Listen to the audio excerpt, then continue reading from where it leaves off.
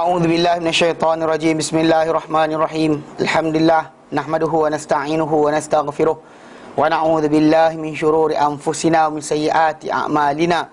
Man yahdihillahu fala mudhillalah wa man yudlilhu fala hadiyalah. Asyhadu an la ilaha illallah wa asyhadu anna Muhammadan abduhu wa rasuluh. Allahumma salli ala Muhammad wa ala ali Muhammad kama sallaita ala Ibrahim wa ala ali Ibrahim wa barik ala Muhammad wa ala ali Muhammad kama barakta ala Ibrahim wa ala ali Ibrahim fil alamin innaka Hamidum Majid. Rabbi shrah li sadri wa yassir li amri wahlul 'uqdatam min lisani yafqahu qawli. Amma ba'. Alhamdulillah, kita bersyukur kepada Allah kerana dapat lagi bersama untuk kita meneruskan kelas pengajian kita berkenaan tafsir maudhu'i bagi surah-surah Al-Quran. Dan kita pada minggu yang lalu telah bincangkan berkenaan dengan tajuk permasalahan atau tajuk akidah yang dapat diperolehi daripada ayat 40 sampai 48 surah Al-Baqarah. Ini kita ambil dekat situ dia terangkan dua hukum perkara besar yang dapat dilihat di situ. Yang pertama, larangan di kalangan orang Yahudi ni, ahli kitab ni, yang mana mereka ni kalau mereka tak beriman dengan Muhammad SAW, maka tak diterima sebarang iman daripada mereka. Kena iman dengan Muhammad, barulah iman mereka berjalan, dia diterima. Jika tidak, tertolak. Okey. Kemudian yang kedua, kita kata datang ayat Quran tu menjelaskan berkenaan dengan tidak ada dari situ masalah akidah adalah tidak ada syafaat untuk orang-orang kafir. Bahkan untuk orang beriman pun, kalau ada pun dengan izin Allah SWT, berlaku daripada malaikat, para anbiya dan juga orang soleh, syuhada dan lain. Itu kita kata dalam akidah yang dipelajari daripada nas-nas Al-Quran yang datang. Bukan satu nas je, banyak nas. Okey, sekarang ni kita masuk pada bahagian kedua, B. Hukum-hukum syariah. Hukum-hukum syariah yang diperolehi daripada ayat 40-48 surah Al-Baqarah. Baik.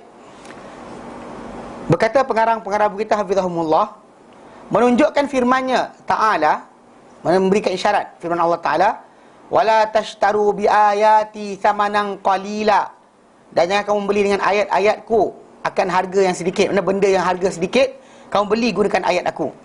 Okey. Mereka kata, para ulama menyatakan menunjukkan firman Allah Ta'ala ni kepada pengharaman menuntut ilmu agama demi kerana dunia.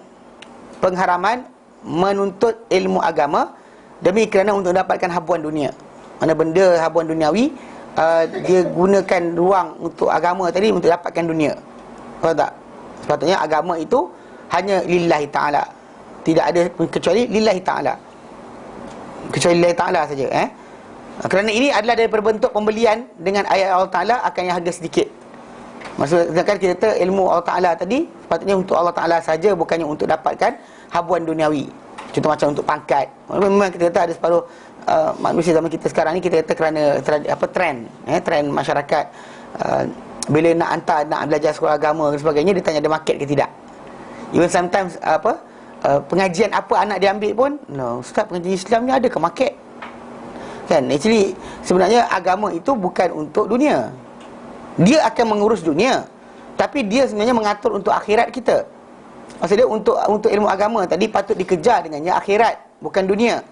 Bahkan janganlah kita tinggalkan yang agama, ilmu agama tadi kerana tiada keuntungan dunia. Maka itu sama seperti kita nak beli dengan agama tadi, akan benda-benda yang harga dia murah.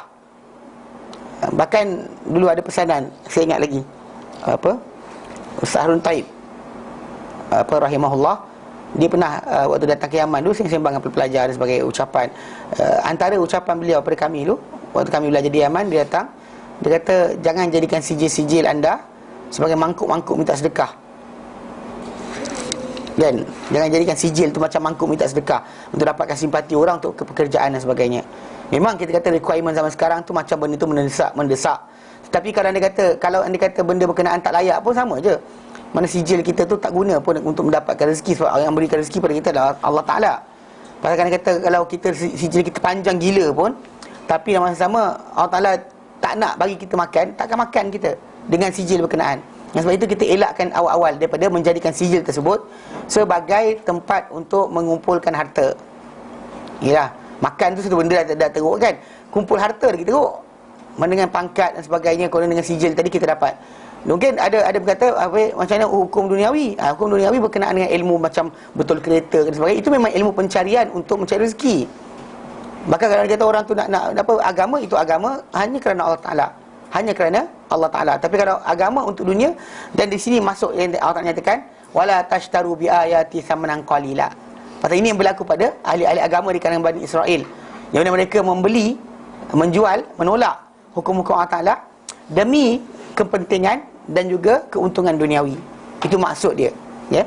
Bahkan kita kata kalau boleh jangan ambil langsung pun faedah daripada agama punya ilmu untuk dapatkan dunia. Tak boleh.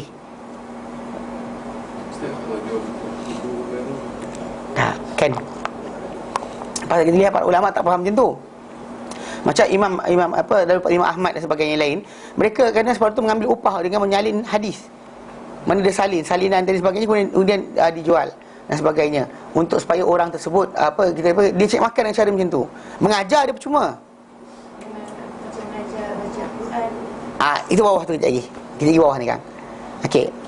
Tapi dikatakan kat sini telah datang daripada Nabi SAW di hadis yang diriwayatkan oleh Ibn Hibban dan sahih beliau 78, Ahmad dan Musnad beliau, Abu Ya'la dan Musnad beliau, Abu Daud dan Sunan beliau, Ibnu Majah dan Sunan beliau.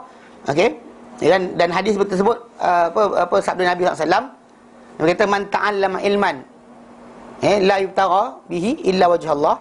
Mana siapa yang belajar satu ilmu, man ta'allama ilman yubtagha bihi wajh Allah. Mana siapa yang mempelajari satu ilmu yang dengan ilmu tadi sebenarnya diperolehi sebenarnya wajah Allah, maksudnya dapat ganjaran Allah Taala. Fa ta'allamhu, lalu dia mempelajarinya, dia tidak mempelajarinya, fala ta'amalu illa liyusubihi abar arada min dunia, tapi dia belajar ilmu berkenaan untuk dapatkan satu habuan daripada dunia.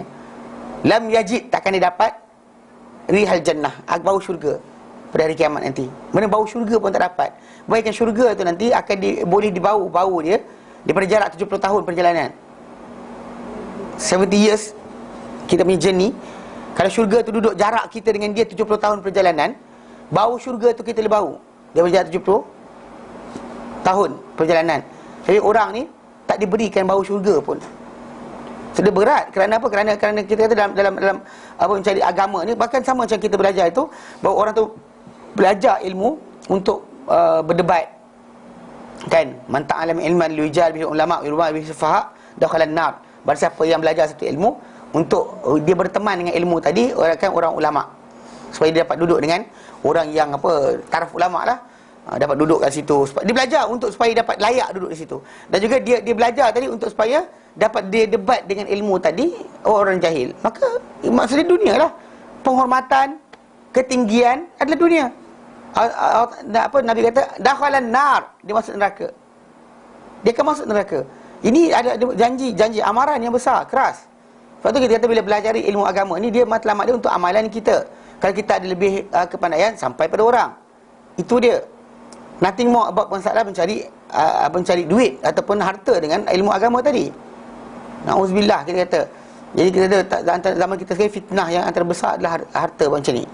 Pasal kita kata macam kami lihat di Yaman kan, pensyarah-pensyarah universiti kan, yang macam kita kata pergi belajar dekat masjid, ada talaki, kelas majlis talaki dan sebagainya kan, tak payah bayar pada guru tu. So, guru tu biasanya pensyarah universiti yang pagi dia mengajar di universiti, malam dia nak refresh dia punya memori berkenaan dengan apa yang dia pernah belajar dahulu. Dia duduk kat masjid dan pelajar datang buka kitab kat dia. Maksud dia mengajar di masjid tadi voluntarily lillahi ta'ala, bukan kerana nak cari makan, menerangkan, memberitahu halal dan haram dan sebagainya. Itu adalah kewajipan tanpa kena bayar. Faham tak? Sepatutnya timbul macam tu. Macam masalah macam roadshow penjelasan Islam dan sebagainya, tak perlukan bayaran. Memanglah orang kata tapi perlukan kepada duit. Ya, betul. Tapi asas pertama bukan cari keuntungan. Zaman kita sekarang ni macam kadang-kadang bila sebut jadikan macam ilmu itu sebagai perniagaan, maka dia akan buat matlamat. Contoh macam training consultant tadi, dia buat contoh dia cari teknik macam mana nak fahamkan orang tentang agama sungguh-sungguh ni. Tapi matlamat dia supaya dia dapat buat training consultant yang akan orang bayar dan sebagainya. Maka di situ dia akan develop, buat bangunan dan sebagainya. Untuk apa? Untuk supaya kembangkan dia punya pengaruh dan sebagainya. Hanya kerana itu saja. So dia actually buat benda betul, tersebar. Tapi matlamat dia keuntungan. Pasal dia memang base ditubuhkan syarikat tadi untuk keuntungan. Bukan masalah berkenaan masalah cari redha Allah Taala pun. Cari keuntungan. tu kadang-kadang ada bayaran sampai 1,500 kan. Lepas tu ada bayaran 400. Nak sembahyang khusyuk solat 400 dan sebagainya. Jadi sebenarnya benda tadi ada ilmu, kalau kita betul tahu, ia adalah ilmu yang wajib kita sampaikan, dan ilmu ni bertambah dengan disampaikan. Bukan dia makin hilang, dia makin bertambah.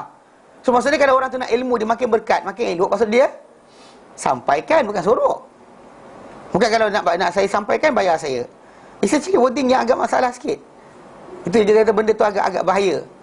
Dan sebab itu kita kata apa ayat Al-Quran tadi, wala tashtaru bi ayati thamanan qalila, yang kamu beli dengan ayat-ayatku akan benda yang harganya sedikit, itu dunia. Guna ayatku beli dunia, dapatkan dunia. Oh tidak. Allah Taala amat murka dengan perkara berkenaan.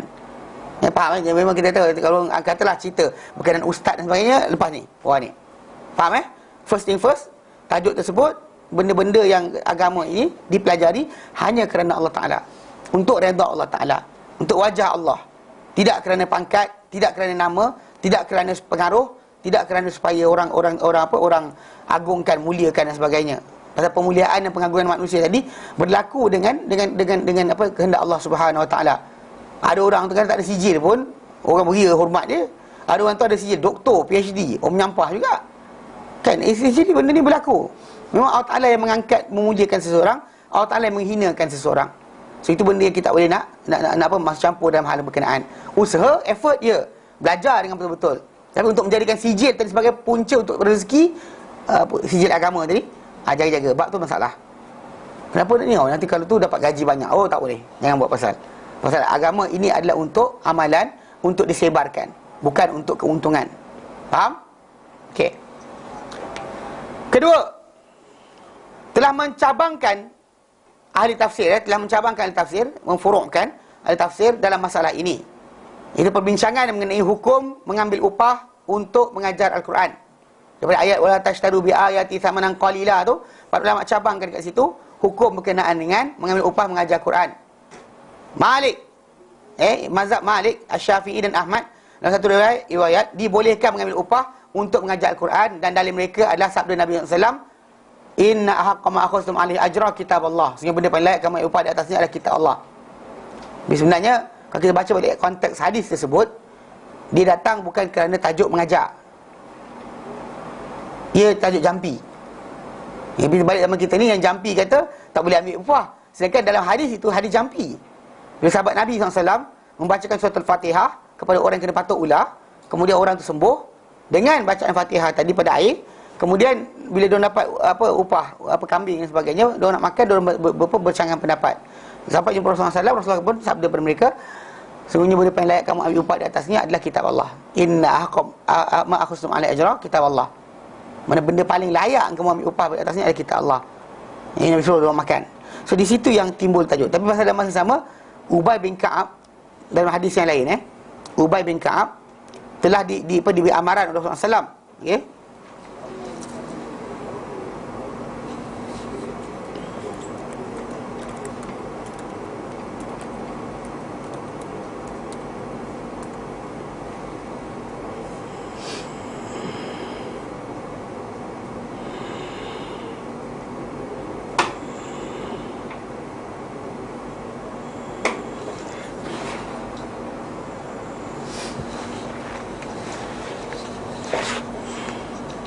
Dalam hadis Nabi SAW,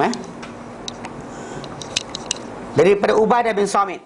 Ini hadis Abu Daud, hadis nombor 2964. Nah, satu lain hadis ni daripada datang ni adalah kata-kata daripada sahabat sahabat Nabi SAW yang mengajarkan Al-Quran. Dia kata Ubay bin Ka'ab. Dia kata an Ubadah bin Samit qala, daripada Ubadah bin Samit qala, beliau berkata, allamtu nasa min ahli suffati al-kitaba wal Qur'ana. Aku ajarkan sekumpulan manusia dari kalangan ahli suffah kitab dan Quran. Kitab dan Quran. Para ulama menyatakan kitab tu maksudnya menulis dan juga membaca Quran. Okey. Fa ahda ilayya rajulun minhum qausa. Lalu telah menghadiahkan kepadaku seorang lelaki di kalangan mereka ni kausan, satu busar panah.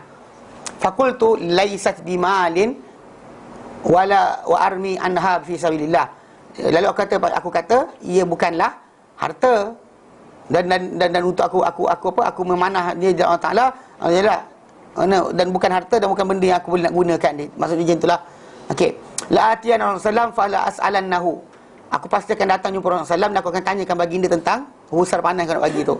Fa ataituhu, lalu aku datang jumpa Rasulullah, fakultu, lalu aku kata, ya Rasulullah, ahda ilayya qausan mimman kuntu uallimuhu alkitab wal Quran. Telah menghadiahkan kepadaku satu busar panah di kalangan orang yang aku dahulu ajarkan dia kitab dan Quran. Walaisat bimalin wa armi anha fi sabilillah, dan dia bukan harta, dan aku akan, dan dia kata dia bukan harta, dan aku akan gunakan untuk memanah di jalan Allah Taala. Aku akan gunakan untuk memanah di jalan Allah Taala, tu maksud dia. Okey, maksud dia kalau dia ambil, dia boleh gunakan, dia bukan harta yang macam duit dan sebagainya. Lalu qala, Nabi bersabda, in kunta tuhibbu an tutawwaqa minan nar faqbalhu. Kalau kau nak dibebankan satu bebanan daripada api neraka, maka terimalah ia. Terimalah busar itu. Maksudnya Nabi kata macam tu kepada dia berkenaan dengan tajuk busar panah tadi. Kalau diberikan pada dia, kalau dia ambil, Nabi kata, kalau kau nak kena tanggung api neraka, maka ambil lah. Kau nak ambil, dia kata. Okey. Macam contoh pasal Ubay bin Ka'ab pun ada tak dalam riwayat Ibnu Majah.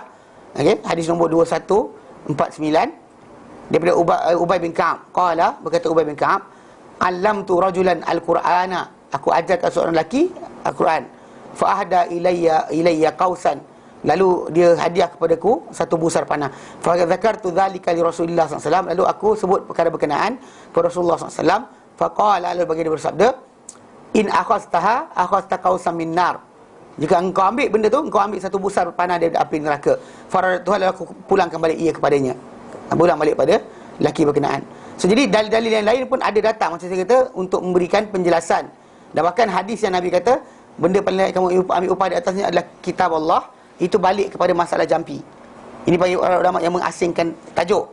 Ada para ulama dia ambil umum pada yang tu, yang ini dikhususkan. Apa dia kata, yang itu datang larang, yang ini kata tak apa.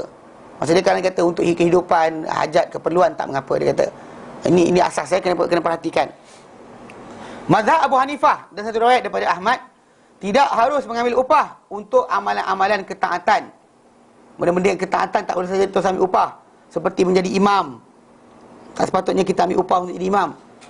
Tapi macam yang kata, kalau tak dia dikosongkan waktu untuk menjadi imam, siapa nak kena kosongkan waktu? Faham tak? Nanti kita akan baca bawah ni. Okey. Melaungkan azan dan juga mengajar Quran. Dan menyepakati mereka ni, pendapat ni adalah Atha bin Rabah, seorang tabi'in menjadi mufti di Mekah dahulu. Kemudian Ishaq bin Rahawih, okey, dan juga Az-Zuhri. Ini di kalangan tabi'in yang mengatakan tak boleh. Namun golongan mutaakhir ulama mazhab Hanafi telah membolehkan mengambil upah. Beliau berkata dalam Al-Hidayah, dan sebahagian syekh-syekh kita telah membolehkan pengambilan upah untuk mengajar Quran dan pada hari ini, kerana sesungguhnya telah muncul kecuaian dalam urusan agama, dan dalam penyekatan ini terdapat pengabaian hafazan Al-Quran, penghafazan Quran. Bimbang kalau kita sekat orang ambil upah macam ni, lalu dia akan berhenti hafal Quran, sibuk semua dengan duniawi, lupa tentang akhirat. Jadi tak ada siapa jadi hafal Quran, nanti masalah. Jadi benda paling ringan lah, apa benda? Bagi juga upah supaya terjaga hafalan. Okey. Dan di atas fatwa ini adalah di atas perkara ini. Fatwa yang terakhir dan mazhab Hanafi adalah perkara ini. Okey. Bila kita sebut tentang tajuk ni, nak menjaga agama, bimbang takut orang berhenti belajar agama, maka kita berikan upah kepada orang yang mengajarkan agama ataupun mengajarkan Al-Quran. Kalau tidak, orang berhenti dah, tak mau mengajar Quran. Kalau sibuk masa dengan benda lain, lupa nak mengajar Quran. Itu sebenarnya pertama memanglah kita kata satu usaha. Tapi sebenarnya pada orang yang telah mempunyai ilmu berkenaan perkara tersebut, dia macam saya kata lah, kalau belajar tak pandai, dan secara tak langsung kita dapat pahala sisi Allah Ta'ala. Maksud dia kita belajar dan tak pandai, maksud dia tak ada tanggungjawab menyampaikan. Tapi bila kita belajar pandai, belajar and actually pandai, expert lah lepas tu baca Quran dengan taranum, dengan apa, dengung tu, orang Arab dengar menangis kan. Di situ datang tanggungjawab mengajar, responsibility. Dia bukan lagi tajuk benda tu privilege. Pasal dalam Islam ni kelebihan itu adalah tanggungjawab. Faham tak? Pasal memang Nabi kata khairukum man ta'allama al-Quran wa 'allamah. Sebab kamu adalah orang yang mempelajari Al-Quran dan juga yang mengajarkan Quran semula. Mengajarkan, dia belajar Quran, dia ajarkan Quran. Maka dia adalah the best person the best person. Itu janji Nabi telah cukup dan memadai untuk menggalakkan seseorang itu untuk bekerja untuk agama. Sepatutnya. Dan ini kita kata benda yang kerana kelemahan iman yang berlaku dalam masyarakat, banyak orang tak nampak macam tu. Dia nampak mesti ada support duniawi tadi. Yang kita kata benda tu, ya, ikut dari segi logik, tapi bukan dari segi iman. Ya, dari segi logik, bukan dari segi iman. Sebab memang kita kata bila Nabi tugaskan, para sahabat tugaskan orang menjadi pemimpin atau pemerintah kawasan tertentu dan sebagainya, memang diorang ni diberikan upah untuk mengosongkan waktu supaya jangan buat kerja kecuali apa? Mentadbir dan mengurus. Macam juga dengan guru-guru Al-Quran ni tadi, supaya dia kosongkan waktu, jangan sibuk dengan benda-benda lain untuk mentadbir dan mengurus dan sebagainya, tak payah. Dia diberikan dia, tapi upah tadi bukan daripada pelajar. Upah tu daripada siapa? Daripada kerajaan. Ini beza terbalik, twist sikit je. Beza dia adalah benda tu daripada kerajaan, bukan upah tu daripada orang setempat dan sebagainya. Contoh macam nak jadi imam, masuk jadi imam tu tak boleh tadi, adalah kita ambil upah kampung tu kena bayar. Tak boleh. Kalau benda tu kita appointed daripada kerajaan, ya. Macam di Yaman kan, diorang buat kelas-kelas pengajian Al-Quran di masjid-masjid. Budak-budak yang dah keluar hafal Quran di masjid-masjid, ditugaskan mereka di sekolah-sekolah hafalan Quran pusat-pusat hafalan Quran, ditugaskan mereka supaya pergi ke masjid-masjid untuk menjadi guru Quran di sana. Dan diberikan mereka buku leja dan dibayar mereka oleh satu badan, badan kebajikan untuk penghafalan Al-Quran. Jadi dia tanggung, dikutip dana daripada seluruh tempat, kemudian dia salur kepada guru-guru Quran tadi. Itu lain. Berbeza dengan anak murid tu tadi. Macam guru tadi, kau tak bayar, dia ada beza tau. Kau tak bayar, aku tak ajar. Dengan digajikan dia oleh orang lain dan dia mengajar untuk dikosongkan waktu dia. Memang kita tanggungjawab untuk menjaga benda ni adalah kembali kepada kerajaan. Sebab kalau kita yang buat, maka jadi upah. Kadang kata kerajaan yang buat, dia lain. Dan maka memang kita kata alhamdulillah di zaman kita sekarang ni, kerajaan adalah buat macam penghafal Quran, berapa juzuk pergi jumpa test sana, dia akan beri allowance tahunan. Tak silap saya, ada yang kalau 30 juzuk 6,000 kot, tak silap saya, setahun. Kemudian nasihat tahu dia akan test lah, test untuk tengok refresh, ada lagi tak, hafal lagi tak. Dan kalau dia kata masih lagi hafal, dan dia bagi lagi setahun berikutnya. Mana di samping tu ada duit tahunan untuk pelajar orang berkenaan diberikan sebagai insentif kerana menghafal Quran. Jaga dengan cara macam tu, ya, tak salah. Pasal benda berkenaan dikira sebagai apa? Sebagai cara daripada pihak kerajaan untuk menjaga benda tersebut. Adapun kalau dari segi rakyat, macam orang ramai, guru Quran tadi tak nak mengajar kalau tak dibayar oleh pelajar-pelajar dia, lain masalah. Pasal benda tu dah jadi masalah. Pasal al-ulama warasatul anbiya, para ulama pewaris Nabi. Dan syiar para anbiya adalah la as'alukum alaihi mala, aku tak minta di atas apa aku sampaikan sebarang upah atau harta. La as'alukum alaihi ajra. Kau buka dalam surah Al-Hud, diulang-ulang berkali-kali. Itu syiar semua para anbiya. Syiar itulah syiar Nuh, Ibrahim. Syiar itulah syiar kepada Nabi Syuaib. Syiar itulah syiar Muhammad SAW. Penyampaian agama bukan untuk dunia. Sebab once benda terjadi dunia je, masalah. Tu yang terpaksa bengkokkan. Haram kata halal, halal kata haram, kan? Lepas tu kata halal dengan haram campur jadi halam. Dia terpaksa. Pasal benda tu kait dengan gaji dia. Kalau dia tak kait dengan gaji dia, tak ada masalah. Kan, pakai takkan tersekat untuk pengajaran, pembelajaran dan sebagainya. Maka kalau dia kata semua orang mengambil tanggungjawab ini, maka semua tempat. Macam kita kat sini, kita buat guru yang mengajar Quran tu adalah pelajar yang habis baca Quran. Dia habis pandai dah baca Quran, habis ajar pula pada grup yang berikut ni. Yang dia pada ni luar grade, ajar pula yang berikutnya, and so on. Supaya benda tu continuity tu berlaku penerusan berkenaan dengan pembelajaran pembacaan Al-Quran. Itu maksud juga pengertian Al-Quran sebagainya. So memang kita kata untuk mencari makan dengan agama ni actually benda yang restricted, bukan benda yang dibenarkan. Maka orang kena berjaga bab ni. Niat kena sentiasa diperbetulkan. Kena once kalau keluar aja macam kalau ceramah hari ni dapat duit, dan salah. Walaupun kita kata duit motor, duit minyak dan sebagainya, still kalau anda kata orang tu sebagai pewaris Nabi, Nabi tak mewariskan untuk harta. Nabi wariskan ilmu ini, agama ini. Sebab tadi untuk disampaikan, bukan untuk didiamkan. Duk diam je, tak nak cakap apa-apa. Sebab apa? Sebab kan cakap kena bayar. Kan, kalau semua kena bayar macam tu, habislah. Yang kaya belajar, yang miskin tak payah belajar. Kenapa tak payah belajar? Tak ada duit. Tak tahu lah harga apa, terpulang masing-masing. Pandai lah. Tapi cerita dia macam tu. Ngaji kita, mungkin mak kita pandai. Mak kita lah kena ajar kita. Bapak kita pandai, ajarlah anak. Jangan tunggu orang lain. The best teacher is you. Kan untuk anak-anak kita, kita lah guru paling baik. Tapi inilah benda macam ni kita kata agak-agak ni sikit.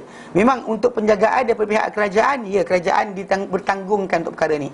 Pasal untuk mengosongkan waktu orang berkenaan bagi sepenuhnya mengajar, maka dia perlukan kepada tanggungan. Tanggungan tadi macam-macam zaman Abu Bakar bila dia nak jadi khalifah untuk merintah.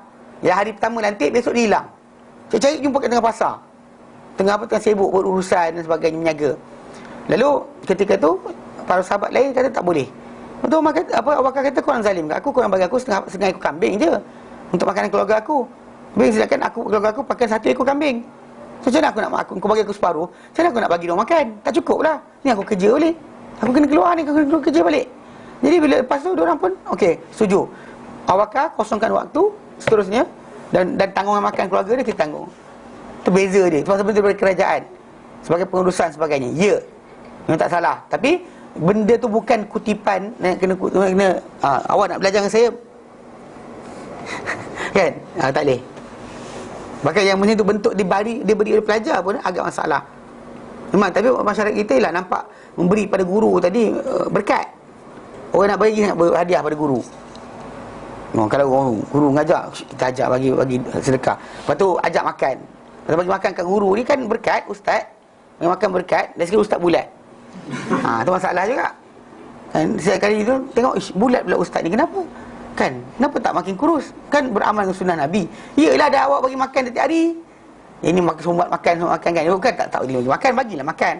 Tapi kita kata kadang-kadang benda tadi menyebabkan kenapa orang tu pasal masyarakat kita dia ada idea of bila pada guru ni tadi penghadiahan ni adalah benda yang panggil berkat. Allah alam, kan Nabi ya. Kalau orang lain tu saya masalah sikit. Saya tak mengatakan ya. Walaupun saya seorang yang mengajar agama, saya cakap benda tu tidak.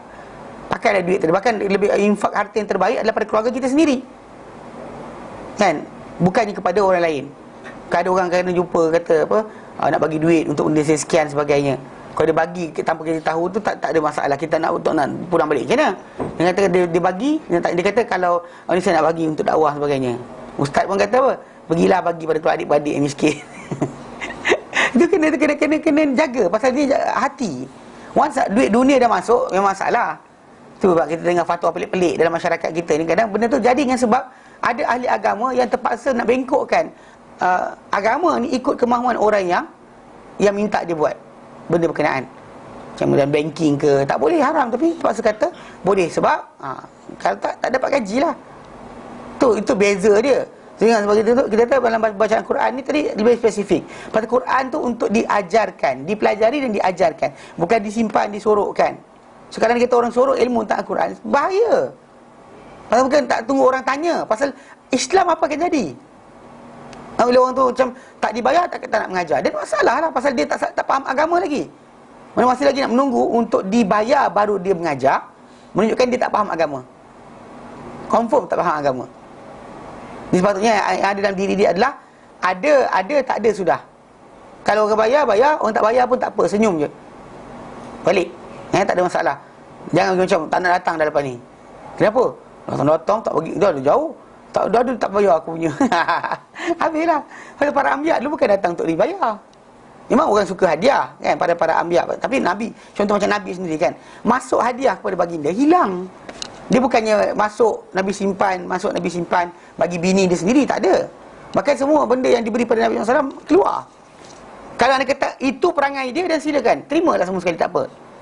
Jangan kata benda yang datang masuk tadi masuk bukan masuk kepada ni, dan jaga-jaga bab ni. Kerana kita kebimbang benda berkenaan akan masuk kepada larangan Allah Subhanahu Wa Taala. Bimbang terkena larangan tadi. Sebab para ulama kat sini kita panggil warak. Ni dipanggil warak. Kalau orang tak nak tahu dia warak ke tidak, kat sini warak dia.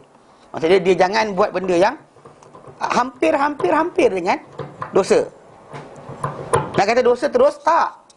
Tapi sebelah kaki dah macam dosa. Dia tinggallah. Kita sebagai seorang mukmin, kita warak. Maksud warak tadi benda yang syubhah kita tinggalkan. Jadi kalau pergi mengajar juga, orang bagi hadiah sebagainya, niatkan hati kita, ya Allah, ini bukan untuk aku cek makan. Kita cakap dengan orang yang pergi ajar, kita ajar Quran tu, cakap dengan dia, saya ajar Quran ni tadi bukan untuk cek makan. Cakap macam tu. So, pujuk hati kita, jangan sampai kita bengkok. Kerana apa? Tak ada duit, tak nak mengajar. Tak boleh. Bahkan kalau ada tak ada duit, tak nak mengajar, itu confirm kena hukuman Allah Ta'ala. Confirm Allah Ta'ala murka.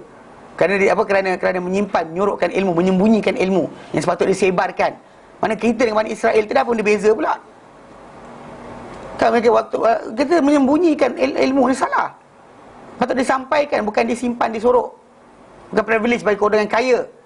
Kan, bagai benda-benda yang jarang bagi kaum miskin. Mana boleh macam tu? Tak diajarkan Islam untuk kita buat benda berkenaan.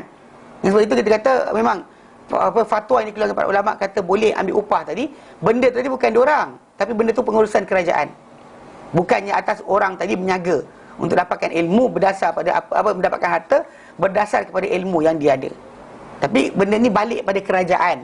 Maksudnya bila kerajaan nak uruskan bagi upah pada diorang ni, boleh ke tidak mereka terima?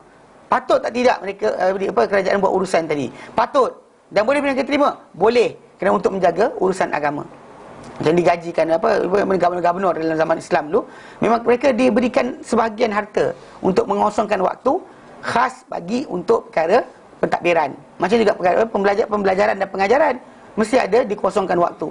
Maka sebab itu penanggungan cara hidup bagi orang yang menyampaikan agama sebagainya, ya, tapi bukan datang daripada upah gaji dia nak gaji, bukan, tapi datang daripada apa? Tanggungan yang untuk membantu dia supaya dia dapat kosongkan waktu bagi menyampaikan agama. Tu maksud dia.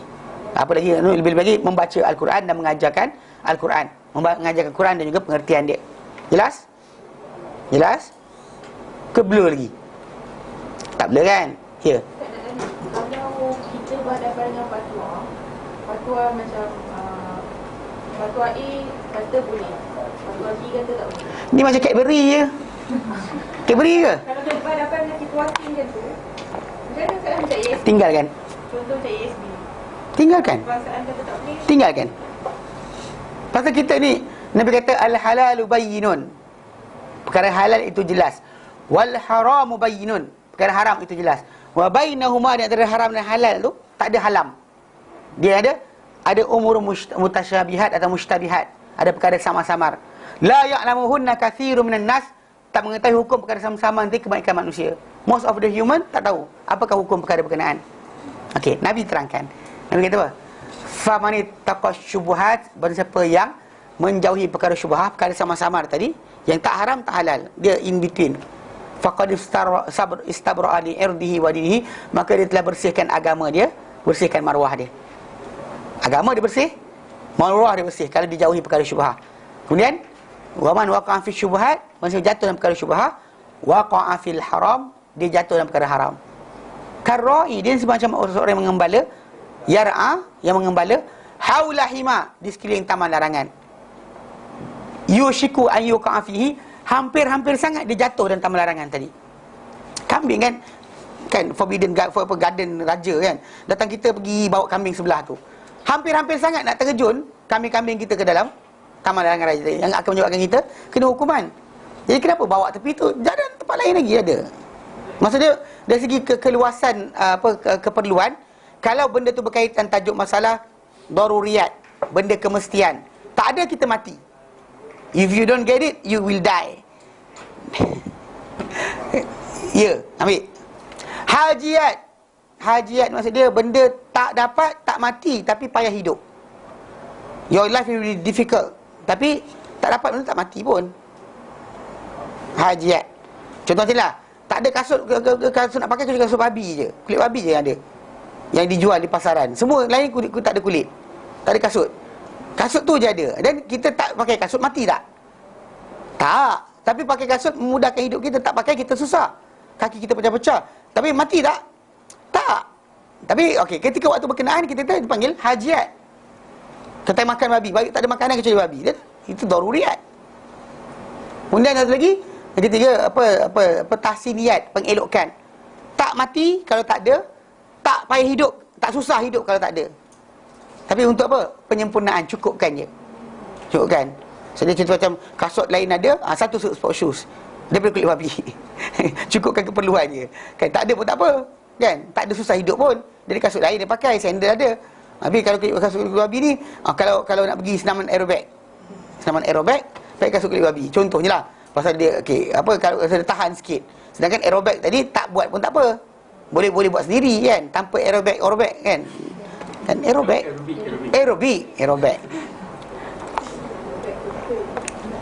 Apa tasbihiyat? Okey, tahsiniyat. Daruriyat. Hajiat. Kemudian tahsiniyat. Yang terakhir kamaliyat. Kamaliyat ni yang kesempurnaan kecantikannya. Contoh macam beg tangan daripada kulit babi. Contohnya macam tak perlu pun. Tak susah hidup, tak sekian. Bahkan tak ada kaitan pun itu. Tapi apa? Cantik sikit. Kerana kulit babi lain, kulit ni cantik. Lebih tahan. Kalau ditarik oleh peragut, maka takkan putus. Contohnya kan, kalau peragut tarik beg dari kulit babi tu tak putus. Dan ini hanyalah kamaliat, kesempurnaan je. Sebab apa, kalau kita nak tarik, kita tergolek pun masalah juga. Kan terlanggar kepala kat batu dan sebagainya, jatuh kan. Lagi bahaya juga. So dan benda tu hanyalah kamaliat, bukannya tahsiniyat, bukannya daruriyat, bukan hajiat. Keperluan, bukan kemestian, bukan keperluan, bukan pencukupan ataupun pencantikan, dan bukanlah benda itu tambahan atau penyempurnaan. Ia hanyalah benda. Jadi kalau contoh macam tadi kan, bila kita fatwa datang A dan B, tajuk dia tajuk apa? Kau tajuk coklat, tinggal pun tak apa. You don't have to do it. Kan? It's not forced upon you that kalau tak ada coklat ni, kita akan binasa. Tak ada pun. Kan? Adakah dia menjadi suplemen utama kehidupan? Tengok macam, budak ni patut tak sihat. Kenapa? Tak makan coklat Cadbury. Dan masalah lah. Kalau nak bawa tengok tajuk benda tu jadi hajiat dan sebagainya. Ini benda yang tak masuk pun kepada dua perkara awal. Tak masuk kepada daruriyat, tak hajiat. Maksudnya boleh benda berkenaan ditinggalkan dan tak pincang hidup kita. Tak susah hidup kita. Makan bersepah aiskrim lain. Aiskrim lain lah, coklat lain. Dan bahkan kalau rasa menyampah sangat, belajar buat coklat sendiri. Kan bahan-bahan bersepah kat pasar raya. Kan kedai-kedai buat bahan kek ni ada bersepah. Saya nak alamat minta saya. Saya ikut bini saya pergi. Kat Shah Alam ada, kat sekian ada. Dia jual bahan-bahan tadi. Yang kita tahu halal dan sebagainya. Buat sendiri. Bancuh ni belajar. So anak kita makan hasil tangan kita. Biasa suka sangat. Kan? Ambil amalan tertentu kan, basuh beras, auzubillah minasyaitonirrajim, supaya bini dengar cakap, suami dengar cakap, anak dengar cakap. Coklat ni bawa lah sangat. Nak kira air tangan, tapi coklat panas dengan celup tangan, nanti melecur. Contohnya itulah. So konsep dia benda tadi macam fatwa, kita berada di antara dua fatwa. Kalau fatwa itu bertentangan, kita tengok persoalan kita, apakah dia yang dipersoalkan tadi. Kalau benda daruriyat, yes, kita ada kat situ pilihan yang berat. Nak pakai mana satu?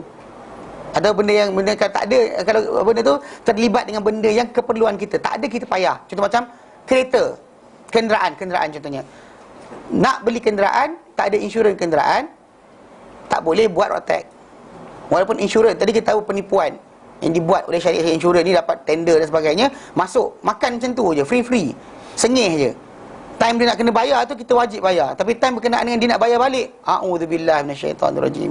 Kan? Payah gila. Ni dia macam banyak benda lah. Dia supaya kalau boleh jangan bayar. Sedangkan letakkan dah insurans pada atas benda kenderaan kita tu, almost the price of selling buying price. Kita beli benda tu, kita katakan 8,000 motor berkenaan. Kemudian harga insurans kita cover, it's saja almost kurang 200 je. 8,400 kita beli, 8,200 je tanggung. Atau 7,900. Jadi kat situ kita perhatikan, kadang-kadang tak ada insiden berlaku yang tak ada tuntutan, dia makan free je.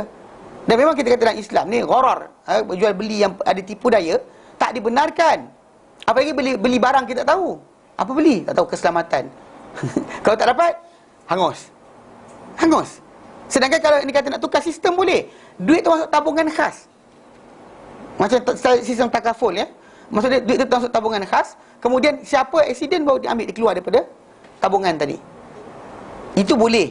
Memang kita dibenarkan. Tapi yang style yang macam sistem insurans kafe ni, tak ada benda. Bayar saja je. Ada siapa dapat faedah daripada bayaran insurans? Angkat tangan. Ada? Insurans kereta, makin mahal kereta makin mahal macam tu. Siapa dapat? Angkat tangan. Tak ada pun. Okey, tapi sini apa? Mempunyai kenderaan, adakah dia daruriyat atau hajiat atau tahsiniyat atau kamaliyat? Which one is it? Dia daruriyat ke? Kalau tak ada mati. Tak. Kenderaan tak ada tak mati. Try jalan kaki daripada Kota Damansara ke sini sampai. Duduk kat Kota Damansara, jalan kaki datang ke Yayasan Taklim. Boleh je. Duduk selayang pun sampai. Bukan selayang. Duduk kat Terengganu pun sampai. Berapa hari sampai tak tahulah. Kan ada pakcik seorang tu kan, yang dia jalan kaki. Lepas tu mati kan katanya. Yang jalan kaki daripada Kuantan ke mana dah. Demi kerana apa entah pakcik tu. Mati kan? Pilihan raya kan? Pilihan raya kan? Yang jalan kaki tu. Dia dapat duit ke apa Dapat duit kan? Pergi umrah kan tu tak? Ada seorang pergi umrah pula. Macam-macam jenis. Anyway, sampai tak? Sampai. Balik. Kata dia, macam inilah. Secara asasnya, tak ada kenderaan, anda boleh hidup. Tapi, sukar. Perik, hidup dah. Kan? Macam kita pergerakan sebagainya. Dan di situ timbul tajuk, insurans boleh tak boleh. Ada fatwa kata sekian, fatwa kata sekian. In the end, dibenarkan. Sebab apa? Apa insurans kereta tu bohong je. Syarikat insurans tu makan. Ni saya terus terang cakap, kena gam-gam lah. Saya bukannya masuk televisyen pun. Kan? Jadi tajuk dia memang betul, serius, penipuan. Makan saja je. Yang kita pelik kenapa macam ni? Pasal ini peraturan yang dia buatkan. Kalau kita kata tapi kan syarikat insurans nak menyaga, macam mana bentuk penjagaan dia, itu lesen daripada kerajaan. Bukan datang mereka kami suka hati nak menjaga. Tak ada. Kita ni sistem ekonomi campuran. Ekonomi campuran maksud dia kita menjaga, boleh menjaga dengan ikut batasan yang diletakkan. Siapa yang tak dibenarkan menjaga, maka tak boleh menjaga. Termasuk cara barang insurans tadi macam berkaitan dengan wang, yang boleh meluluskan dia hanya bank negara je. Bentuk macam manakah pembahagian dan sebagainya. Tak? Insurans hidup tu kita faham lah sikit. Ada orang taruh talik dan sebagainya, penjadikan benda tu macam bayaran lain. Yang insurans kenderaan mana ada benda. Tapi okey, tak ada. Mana? Payah hidup kan? Payah hidup dan di situ timbul tajuk fatwa yang kedua. A kata tak boleh, B kata boleh. Dia kita pakai B. Atas alasan kerana apa? Kerana dia termasuk dalam urusan keperluan hidup. Bukan kemestian hidup, keperluan hidup yang kalau tak ada kita akan payah. Hajiat. Yes. Faham tak? Tu bila akak tanya, boleh kalau masuk pada hajiat atau daruriyat. Kalau akak tanya berkenaan coklat tu, memang tak masuk hajiat daruriyat. Tak ada kaitan pun dengan kemestian, tak berkaitan dengan keperluan. Kita tak mati tak makan coklat, kita tak susah hidup tak makan coklat. Tak ada macam berlaku perceraian suami isteri dalam masyarakat kita dengan banyaknya kerana tak makan coklat Cadbury. Dan kita bagi makan lah. Di situ kita boleh pilih pendapat satu lagi. Kalau sekali lagi mana pendapat tadi, tajuk tadi ada tajuk benda-benda dua perkara atas tu. Kalau dia kata dia perkara dua bawah, ada masalah untuk membolehkan dan sebagainya. Macam tu, macam ada fatwa kata kulit babi ini boleh pakai. Contohnya kan. Dia kata kerana apa? Kerana yang haram tu hanyalah daging. Kulit tak apa. Kerana Nabi SAW pernah membenarkan para sahabat Nabi SAW untuk mengambil faedah daripada kulit bangkai. So kalau kulit bangkai boleh, yang haram makan, babi haram makan juga, dia kias macam tu. Sedangkan Nabi dengan para sahabat tak pernah pun buat benda berkenaan kulit babi untuk pakai. Bahkan Nabi larang menggunakan kulit binatang buas untuk hamparan, untuk pelana dan sebagainya. Pelana kuda, pelana unta tak boleh, kulit harimau, bentang macam kapet dan sebagainya tak boleh daripada kulit binatang-binatang buas. Nabi tak benarkan. Kulit binatang buas tak boleh, babi okey. Tak pelik ke? Okay, jadi katakanlah macam kita bertemu fatwa macam ni, dan balik pada asas kulit babi tadi jadi apa? Keperluan, kemestian. Tak, dia apa? Tambah-tambahannya. Dan tak perlu bincang, tak payah masuk pun tak apa. You don't have to enter. Bila benda tu masuk pada benda bukan keperluan, bukan kemestian, dan tak payah masuk. Just let go. Pergi pada benda yang lain. Bahkan ikut hadis Nabi kata, dak ma yaribuka ila ma la yaribuk. Tinggalkan apa yang meragukan kau, pergilah kepada benda yang tak meragukan kau. That is the way of Islam. Yang kita bersih agama, bersih maruah. You don't need to circle around, duduk dalam fatwa berkenaan dan pakai suka hati. Macam kes dulu berkenaan yoga. Yoga kan? datang kata sekian, kata sekian. Sedangkan okey, daruriyat, hajat. So masuk mana? Yoga tadi. Tak masuk dalam kemestian, tak masuk dalam keperluan.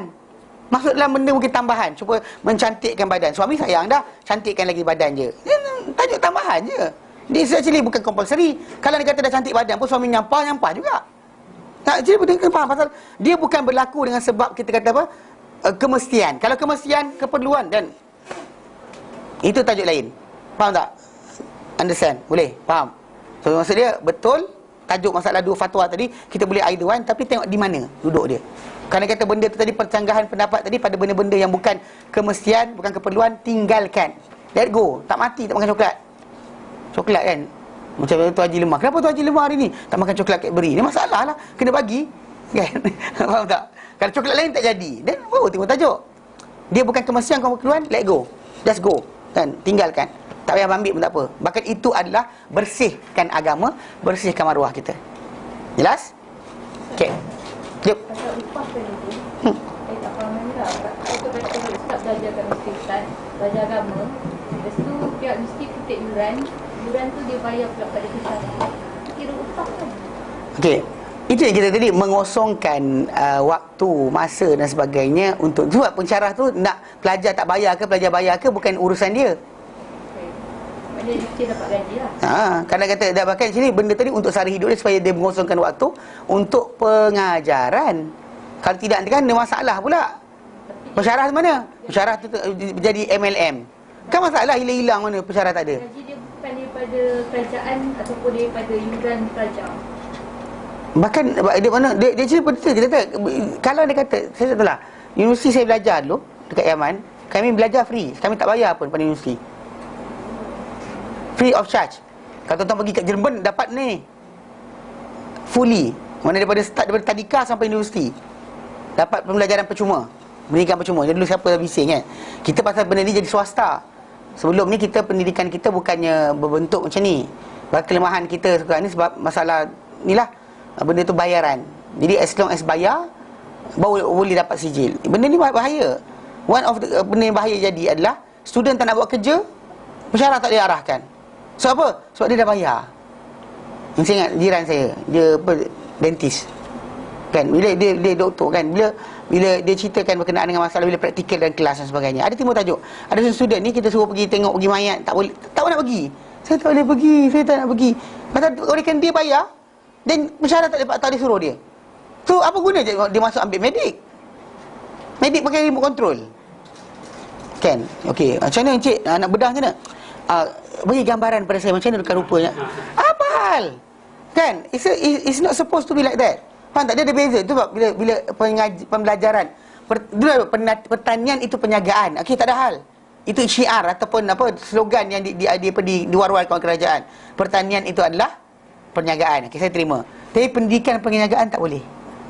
Yang tak senonohnya budak-budak zaman kita sekarang jadi kes sebab itulah. Belajar-belajar tak tahu benda dia belajar pun sebab itulah. Belajar-belajar menipu juga tak ada adab. Itulah sebab dia. Sebab bukan lagi benda tu sebagai teras. Pasal pendidikan atau pembelajaran itu adalah pendidikan. Pendidikan tu maksudnya membentuk manusia. Kalau keluar dari universiti dan sebagainya, tapi pembohong, penipu besar juga, apa guna? Apa nilai yang dia belajar dekat universiti tadi? Sebab kenapa bila start saja benda pun swastaan, nilai yang ada pada universiti. Kadang-kadang dekat Malaysia pun dia ambil pensyarah pun bukannya ni sangat. Yang jadi tangkap muat je. Hujung-hujung dapat apa twinning program dan sebagainya dengan luar negara. Dia universiti dia tak berkualiti pun. Tak ada lab pun kadang-kadang, tak ada makmal pun, tapi dia punya sijil dia cop dapat luar negara. Pengiktirafan luar negara. Tu je. Nothing more than that. So berkenaan dengan tajuk tu sebut memang menjadikan pembelajaran pendidikan sebagai penyagaan salah. Dan di situlah dipertaruhkan masa depan kan anak-anak kita dan sebagainya. Kadang-kadang buku sekolah tukar 10 kali. Kan? Kenapa? Sebab penyagaan lah. Bukan sebab pasal tahun ni buku teks awak dapat. Tahun depan awak tak ada lagi, awak pula. Tahun depan awak pula. Soalan mana yang paling baik? Kadang ada pembetulan baiki je lah. Kan nak ikutkan tak ada ni. Benda PTD bersepah digaji kan, duit banyak. Tapi tak buat kerja apa pasal? Kata bijak-bijak bistari kan, benda macam ni. Tak boleh. Salah. Mana maksud dia benda tu kan diorang jadi pengurus apa, tak turun padang pun untuk benda berkenaan. So konsep berkenaan tajuk pendidikan penyagaan itu salah. Memang tak boleh. Tak kira duduk kat mana pun. Hatta kalau jadikan benda berkenaan pada universiti materialistik sekalipun, universiti yang bukan kaitan agama sekalipun, start buat dia benda tu jadi perniagaan je, jahanam. Contoh macam MIT dengan prestige yang dia ada. Kalau dia start buat perniagaan, siapa-siapa buat bangang pun boleh masuk juga. Apa jadi standard dia? Jatuh lah. Itu poin sebenarnya yang berlaku bila universiti ni kadang-kadang asal ada duit boleh masuk, kan? Kamera ni halang, tak nampak muka kakak. Saya tak apa, tak nampak muka apa. Okey. Dia tidak lagi menjadi apa? Orang yang layak dipilih. Memang kita tak nafikan orang yang tak lulus periksa sekali, dia ada kebarangkalian untuk masuk lagi. Dan bahkan memang betul sebenarnya kalau kita perhatikan yang terjadi, yang berlaku kepada apa? Kepada itu student ke ustaz? Okey, student.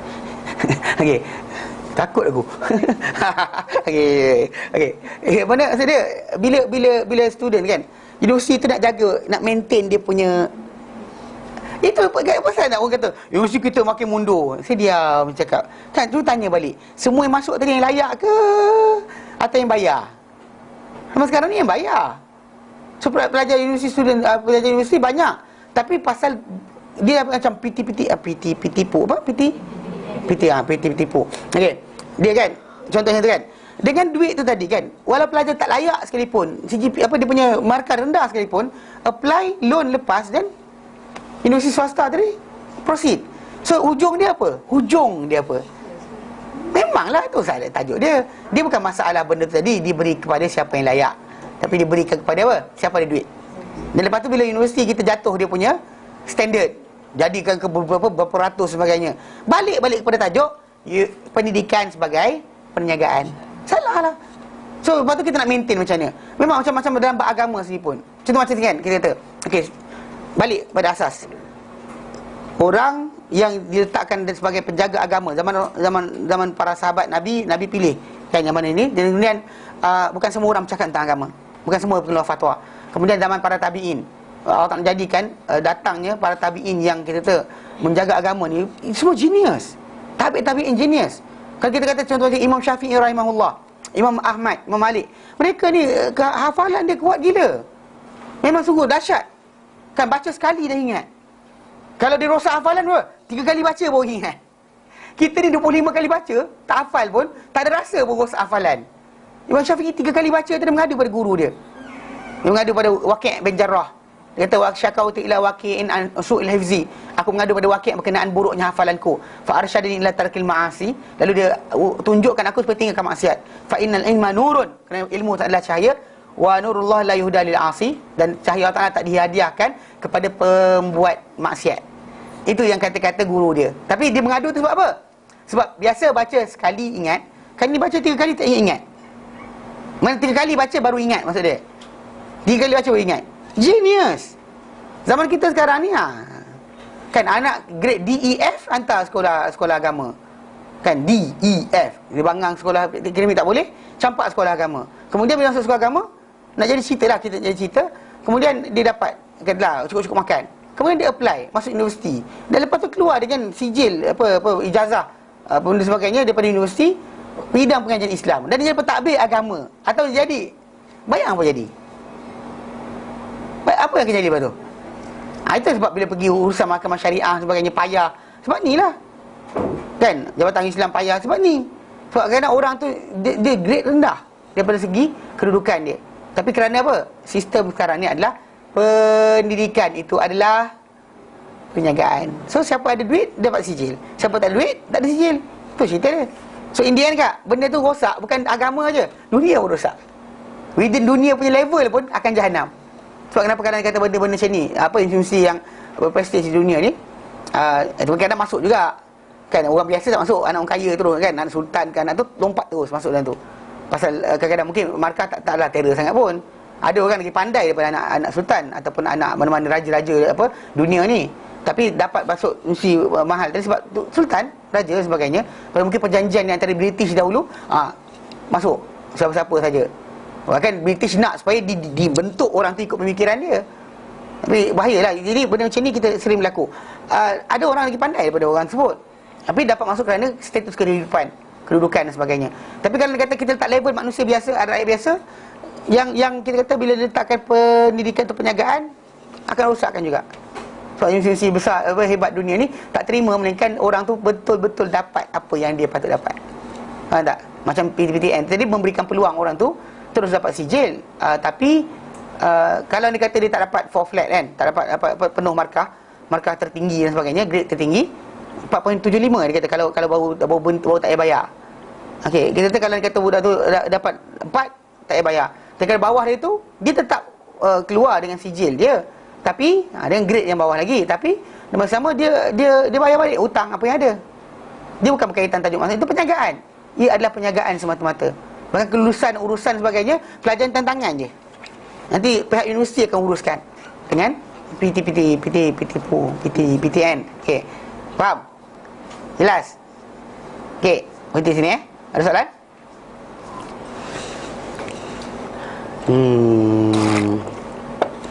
Okay, dua perkara tadi berkenaan dengan masalah jangan cari belajar agama untuk habuan dunia, dan kedua berkenaan masalah upah ataupun mencari makan dengan agama.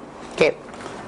Kita insya-Allah kita sambung nanti pada minggu depan. Oh, minggu depan Minggu depan berapa bulan? 21 siapa cuti? Ustaz mana? Ustaz Adnan. Saya 21 Saya pun tak ada. Okey, tak apa. Saya tak ada. Tapi jangan datanglah kalau klien ada datanglah. Janganlah ponteng pula terus. Kan? Ni tak suruh bayar pun malas datang kelas, masalah betul. Kelas Ustaz Halim Hassan selepas ini kongsi-kongsi cinta kepada Nabi SAW. Pukul 11.30, 3 minit lagi Siapa yang ada masa ke lapangan boleh hadir. Okey, berhenti kat sini. Wallahu a'lam. Wassallallahu ala sayyidina Muhammad wa sallam alhamdulillahi alamin. Assalamualaikum warahmatullahi wabarakatuh.